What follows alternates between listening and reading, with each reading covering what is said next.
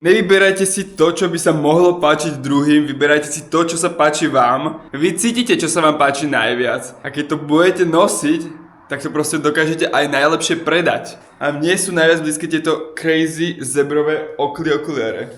A teším sa z nich, mega.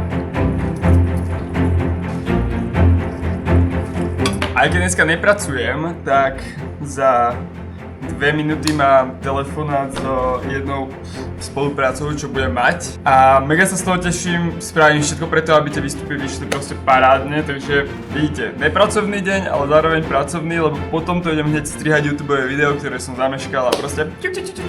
Je 7 hodín večer a ja som ešte nedal nohu von z bytu. Začal som strihať veľmi cool cinematické video, ktoré by malo akože namotivovať ľudí, mladých ľudí v mojom veku, chalanov, baby sa nebáť si za svojim snom, aj keď to stojí napríklad to, že sa odsťahuješ na opačný koniec sveta. Ukážem vám sneak peek, strihal som to a točil som to na kameru. Bože, daj mi znamenie. Ja viem, že to je ďaleko, ja viem, že to je strašne ďaleko od celej mojej rodiny a kamarátov a od všetkého, čo som si vybudoval. No proste mám pocit, že dám ísť.